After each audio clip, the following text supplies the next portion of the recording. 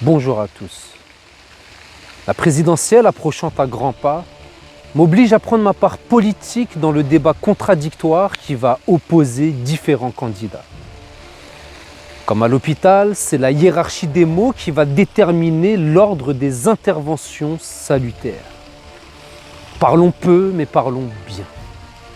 Peut-on aujourd'hui exprimer la volonté d'un bonheur en commun sans traiter prioritairement le fléau de la misère et ses conséquences néfastes sur l'humain et son environnement?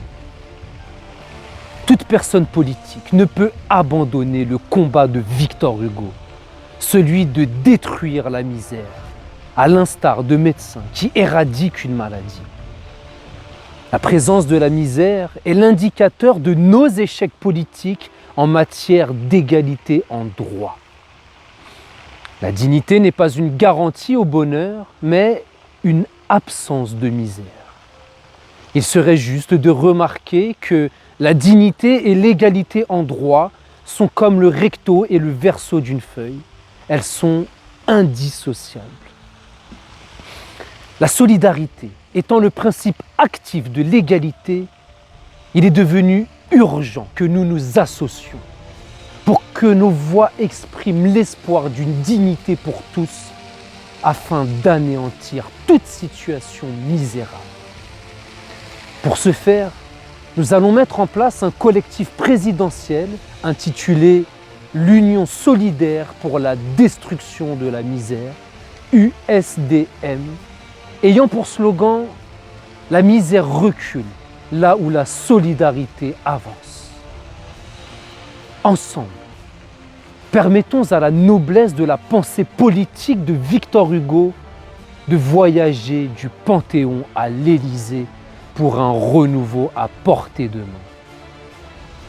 Sachez que cette initiative est impulsée par les bâtisseurs d'égalité. Je vous dis à très bientôt pour faire revivre Victor Hugo.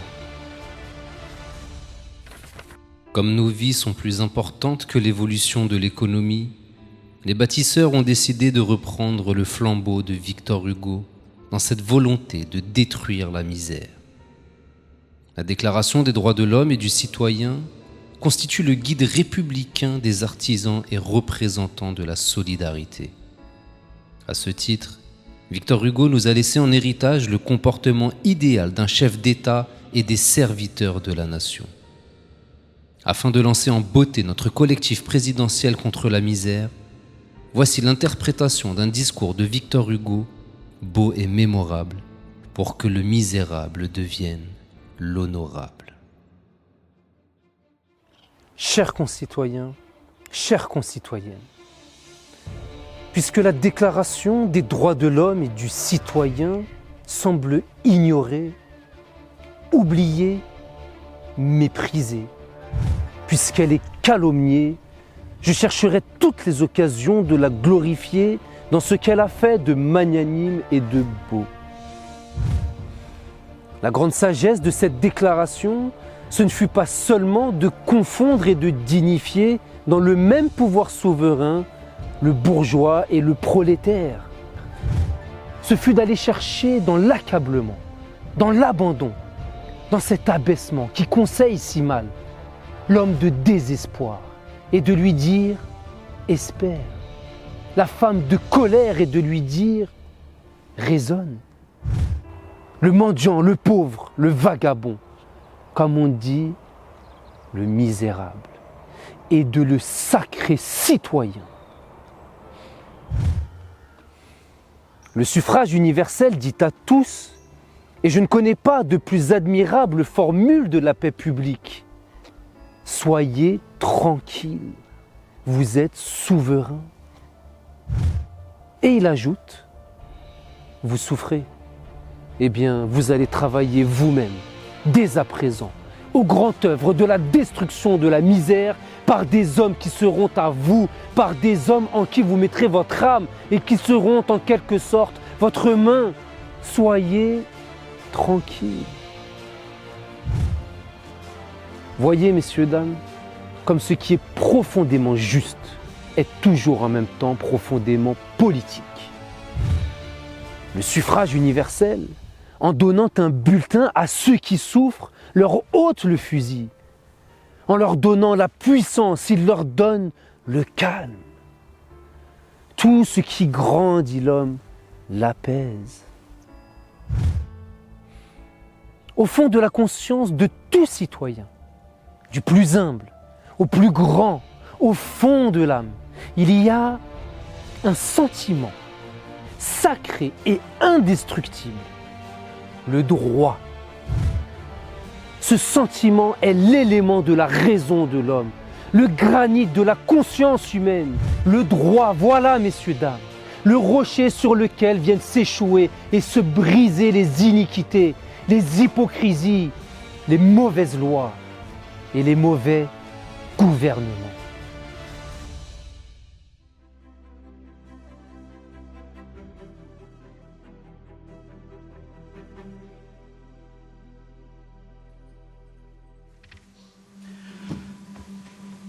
Messieurs, puisque la révolution de février semble vaincue, puisqu'elle est calomniée, je chercherai toutes les occasions de la glorifier dans ce qu'elle a fait de magnanime et de beau. La grande sagesse de cette révolution, ce ne fut pas seulement de confondre et de dignifier dans le même pouvoir souverain le bourgeois et le prolétaire, ce fut d'aller chercher dans l'accablement, dans l'abandon, dans cet abaissement qui conseille si mal l'homme de désespoir et de lui dire « espère ». L'homme de colère et de lui dire « raisonne ».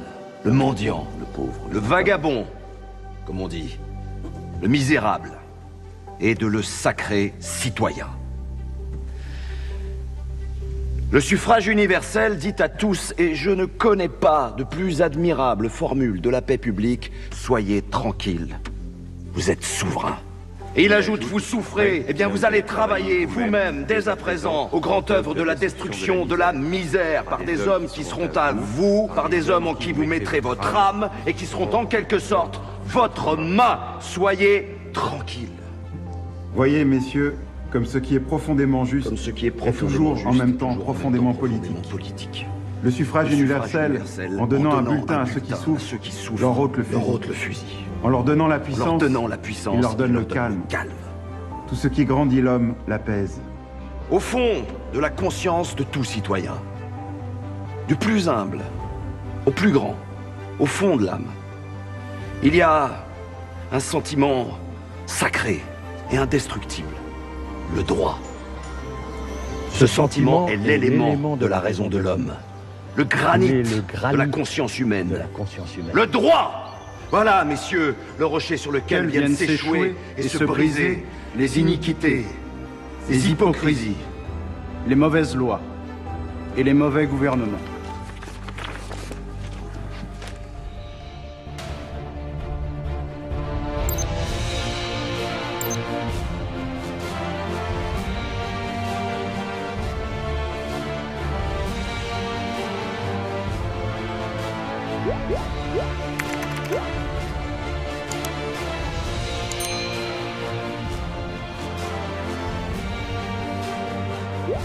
Yeah.